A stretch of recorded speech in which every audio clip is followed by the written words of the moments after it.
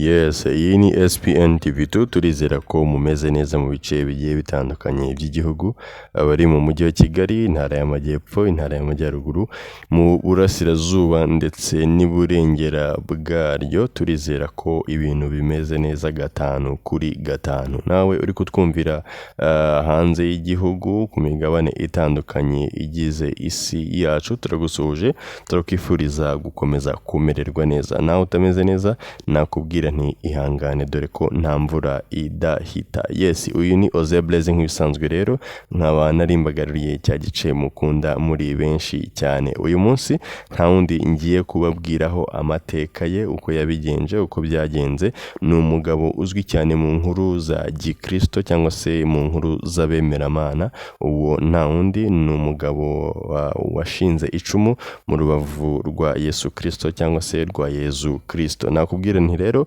nugira aho ujya, komeza ubane nanjye Oze Blaze, ndaje nkubwire mu kanya.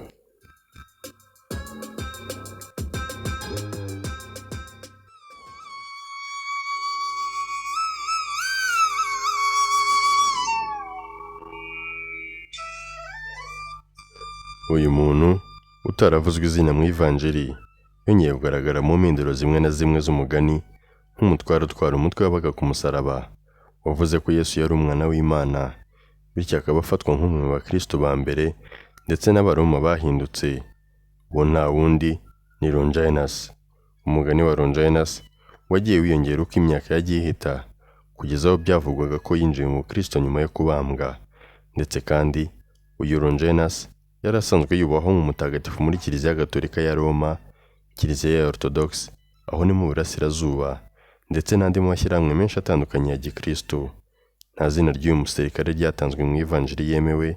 Icyakora izina Longinus ryagiye riboneka mu ivanjiri itemewe ya Nikodemu. Longinus ntabwo yari umutagatifu mu migenzo ya Gikristo. Imigenzo ya mbere iboneka mu kinyejana cya 6 cyangwa ikinyejana cya 7 cyitwa Sedepigrafal. Ibaruwa ya Herodi yandikiye Pilato ivuga uburyo ki Longinus yababajwe no kuba yaracumise Yesu, kandi ko yakatiwe mu buvumo, aho buri joro intare yazaga ikamukubita kugeza bukeye. Nyuma yaho umubiri we warakize, usubira mu bihe bisanzwe mu buryo bwisubiramo rwose. Nyuma yaho imigenzo yamuhinduye umukristo, nk'uko Sabine Baring yabibonye. Izina rya Longinus ntabwo ryari ryaramenyekanye nk'umutagatifu. Longinus ni umutware utwara igisirikare, umwe watoboye uruhande rw'umwami wacu Yesu Kristo igihe yari amanitse ku musaraba. Mutagatifu Longinus icyo gihe yari impumyi, yakizibwa igihe amaraso n'amazi byavaga mu rubavu rwa Yesu bikamugwa mu maso. Nibwo Yesu atangaza ati, mu by'ukuri uyu yari umwana w'Imana koko. Iyi nkuru wayisanga mu gitabo cya Mariko ibice ni 15 umurongo wa 39.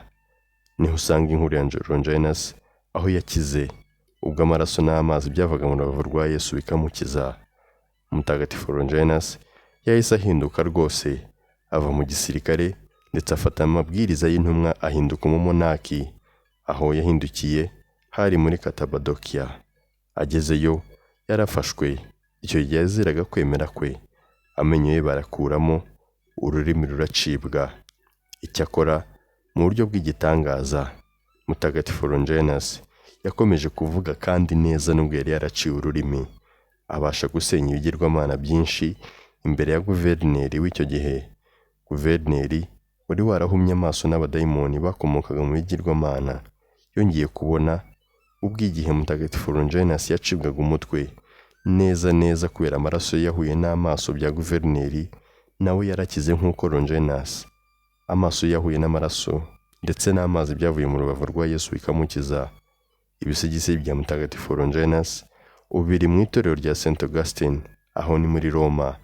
Naho rensi yiwe cyangwa se icumu iri mumwe mu nkingi ziri hejuru y'utambiro muri Bazilika ya St Peter, aho naho ni Roma.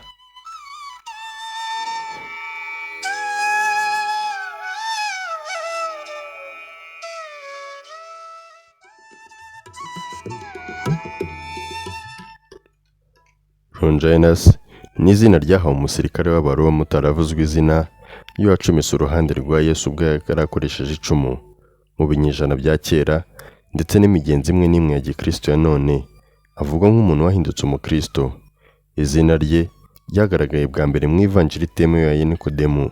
Ubu icumu rye mu bukristo ryitwa Lensiera, kandi inkuru ifitanye isano n'ubutumwa bwiza bwa Yohana mu gihe cyo kubambwa. Iki gikorwa bivuga ko cyabaye icya nyuma mu bikomere 5 bya Yesu Kristo afite. Ubuhumyi cyangwa se ibindi bibazo bitandukanye by'amaso ntibivugwa kugeza nyuma y'ikinyejana cya 10, ubwo Petrus Kalmstar n'umwe mu ba mbere bongeyeho ikibazo cyo kureba ku mugani ndetse n'inyandiko y'ishobora guhindurwa ngo impumyi cyangwa se kutareba neza. Umugani wa zahabu uvuga ko yabonye ibimenyetso byo mu ijuru mbere yo guhinduka, kandi ko ibibazo by'amaso ye bishobora kuba byaraterwaga n'indwara zisanzwe ndetse cyangwa se bikaba ari imyaka, gukorwaho rero n'amaraso ya Yesu Kristo bigahita bikiza ikibazo cy'amaso ye. Umugani wa gikristo uvuga ko Longinus yari umutware utagira umutwe w'Abaroma wahumye ndetse wateye icumu mu ruhande rwa Kristo ku musaraba, hanyuma amaraso ya Yesu amuguye mu maso agahita akira. Kuri ibyo icyo gitangaza Longinus yahise yizera Yesu. Bavuga ko umurambo wa Longinus watakaye ubugira kabiri, kandi ko gukira kwawo bwa kabiri kwari muri Mantua, aho ni mu 1304, hamwe na sponge yera yandujwe n'amaraso ya Yesu Kristo, aho babwiwe kwagura uruhare rwa Longinus, ko kandi Longinus yagize uruhare mu kweza umubiri wa Kristo igihe yari amanuwe ku musaraba. Ibisigisigi, imirambo y'amaraso bivuga ko yakuwe muri Lensiera. Bavuga ko ibisigisigi byacitsemo ibice hanyuma bigabanywa muri Prague ndetse n'ahandi. Umurambo wajyanywe muri Bazilika ya St Augustine muri Roma. Icyakora abayobozi ba Bazilika ntibavuga ko hari imva iyo ari yo yose ifitanye isano na mutagatifu Longinus. Bavuga ko kandi umurambo wa Longinus wabonetse muri Sarudia. Amakuru aturuka mu Bugereki avuga ko yiciwe muri Gabara muri Katabadokia.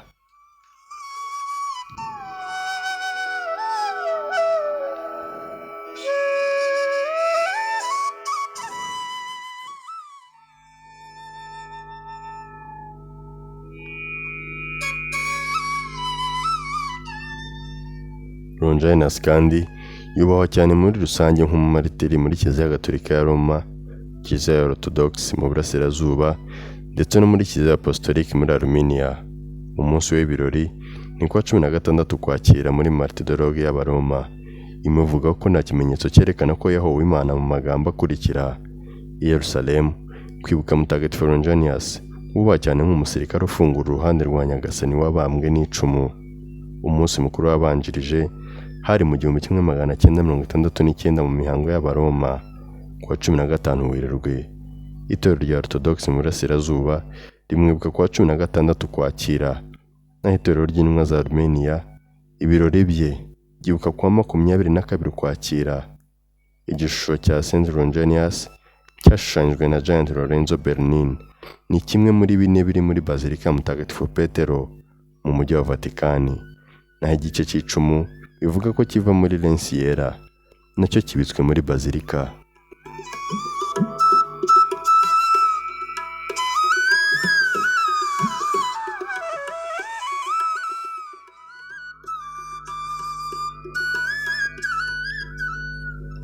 Uyu munsi nyemera nkubwire bimwe mu bintu bitangaje kuri Longinus ndetse n'icumu rye. Iri cumu nuko ari imwe mu ntwaro zicishije Yesu. Bageze kuri Yesu babona ko yapfuye, ntibamuvuna amaguru nk'uko barimo barabikora, ariko umwe mu basirikare ufite icumu ari we Longinus yahise amucumita icumu mu rubavu, hahita hasohoka amaraso n'amazi. Longinus yatangajwe ndetse yicishwa bugufi n'iki gitangaza cyari kimubayeho. Nyuma yaje guhinduka umukristo, amaherezo nawe aza kubambwa ku musaraba kubera imyizerere ye, aho hari muri 45 nyuma ya Yesu. Ikindi wamenya kuri iri cumu nuko iri cumu abarifite ari bo ba nyiraryo batajya bapfa gutsindwa ku ngamba. Mu kinyejana cya 8 n'icya 9, Charlemagne, umwami w'abami wa mbere wera w'Abaroma, yagombaga kuba yarakoresheje icumu ku rugamba rwa gisirikare muri 47. Bavuga ko umunsi umwe yataye Lensiera hanyuma agapfira ku rugamba aho ngaho. Ikindi wamenya kandi nuko Napoleon Bonaparte yagerageje kuryiba.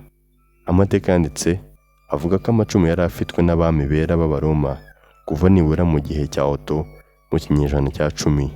Ikigaragara nuko iyo ntwaro yakuwe mu ruzi muri Turukiya, maze mu 1424 umwami w'abami b'Abaroma Sigmund ategeka ko iyo ntwaro ijyanwa kandi ikabikwa iteka. Ibyo byatumye Napoleon Bonaparte iyi ntwaro ayihusha.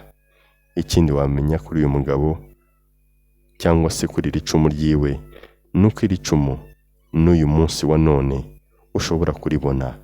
Hariho amacumu 4 avuga kuri Lanciera.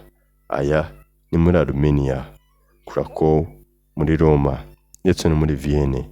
Ariko icumu rya Vienne nicyo kizwi cyane kandi cyerekanwa muri iki gihe mu isanduku ya Imperium mu ngoro ya Golfburg.